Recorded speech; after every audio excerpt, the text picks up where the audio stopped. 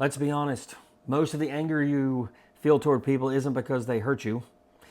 It's because they didn't live up to the version of them that you created in your own head. They defaulted on an imaginary contract that they never agreed to sign, and then you punished them for it. That doesn't make them villains. It makes them human. The moment I realized that, my resentment, bitterness lost all of its fuel. Welcome to Foundations of Character. I am Scott Wilkinson. I'm a Christian, a father, and a martial arts coach. Today, I'm going to walk you through one belief that removed that resentment from my life and stopped me from being so damn disappointed in people. Now, I do have a 29-minute video titled Discipline, Why It Becomes Easy When Your Beliefs Are Clear. I take you through 20 of my own beliefs and each issue that they relieve. I'll leave a link in the description. Well, people, right? Let's start at the beginning, like the very beginning. In the beginning, God created man, then woman. They had one rule, just one. Don't eat the fruit from the tree of the knowledge of good and evil. So naturally, they ate it. Now let me recap that. The creator of the universe says, don't do this one thing. And the creation goes, yeah, I'm going to do it anyway. That wasn't an accident. That was their choice. And the consequence was basically, okay, you want it your way now? Everything's going to suck. Everything's going to be harder. And guess what? It was harder. It is harder. It still is. Now let's move forward just a little bit. Two brothers, Cain and Abel. Cain gets jealous. Instead of handling it and fixing the problem, he kills his brother. God asks him where Abel is, and Cain mouths off to him. So he gets punished too. That's shocking, right? His own brother.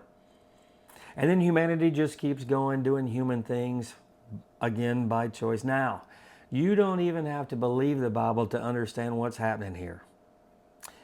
Those stories were written thousands of years ago to document what humans are like when they claim their own authority. You could read the Bible as if it's the first psychology book ever written. Now let's fast forward to now. It's 2026. We've got better tech, better branding, better excuses, but the nature of humans, unchanged. In fact, we embraced it and built a culture around it. I call that human culture. The human culture is the belief system where humans put themselves at the top of the authority chain. So here's the question, and it's not really that complicated. If humans have always betrayed, envied, defied authority, and hurt each other, why are we still shocked when they do things that disappoint you or disappoint people? So my belief is simple.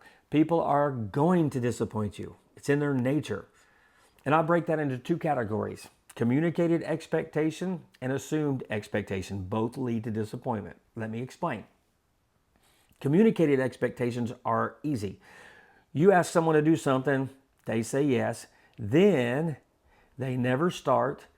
They start but don't finish, or they just flat out say no. That's disappointing. Or someone asks you to do something and you do it, but they don't like how you did it, when you did it, or the way you did it.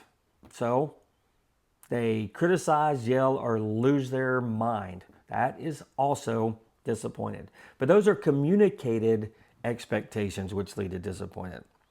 Now here's where most people get jacked up. Assumed expectations. Like you do nice things for people, so you expect them to do nice things for you. That's cool, but that was never agreed on. You try to be a good person, so you expect other people to be good people too. Also cool, still not agreed on.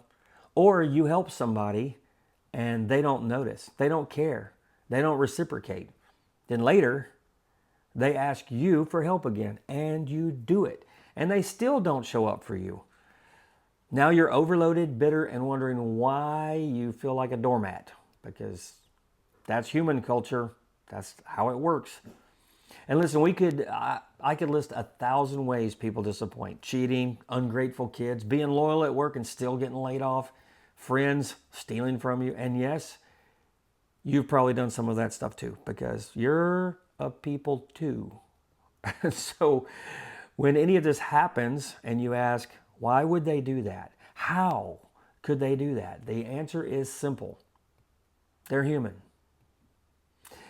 Now, based on this belief, I have a few sub-beliefs to further explain this. First, the only person I can actually fix is me. I'm still going to help people, but I'm going to expect nothing in return. Second, it is absolutely okay for me to say, no, I can't. I'm not going to. I don't want to. Third, I don't have to be friends with anyone. There are millions of people in this country. I can find different friends. And finally, the penalty for disappointing me is simple. I'm going to forgive you because forgiveness frees me. But forgiveness doesn't mean I have to keep you in my life. There's something every person has, and I call it personal power.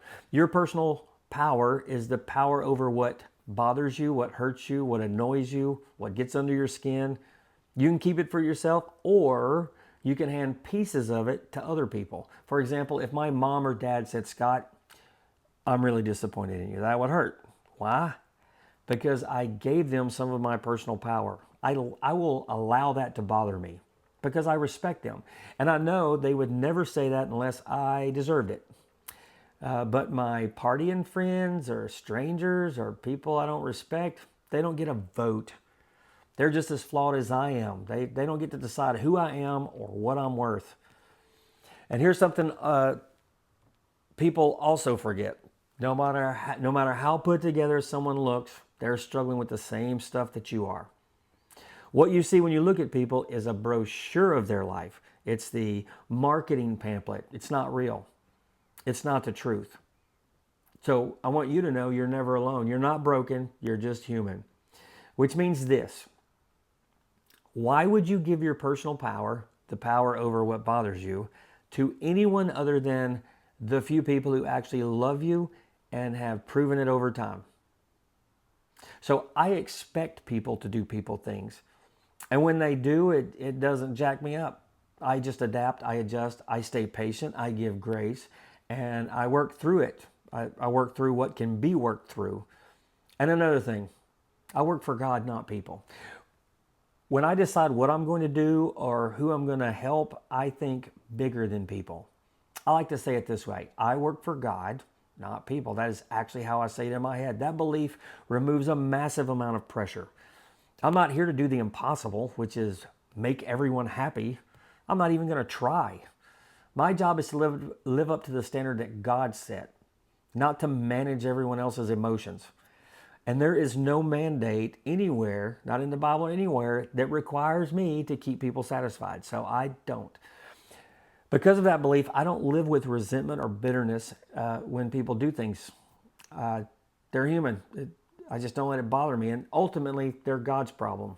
My responsibility is obedience. I also don't need human approval. I don't need applause. I don't need recognition, attaboys. I don't need a pat on the back, awards. I don't do what I do for attention. I do it because it's who I am. My identity came from God, not from people. If someone says thank you, great. If they don't say thank you, that's okay too. The reward I care about doesn't come from humans anyway. So here's a recap of the whole thing. People will disappoint you because they're human, not necessarily because they're evil. The pain doesn't come from people. It comes from the expectations you should have never given them. When you stop asking humans to carry what only God can carry, resentment just disappears. Now, if this hits you, sit with it before you argue with it. I don't mind comments and disagreements, but I hope you'll think about what I have said here. And if you know someone who's angry at people and they don't know why, send it to them. I will talk to you soon.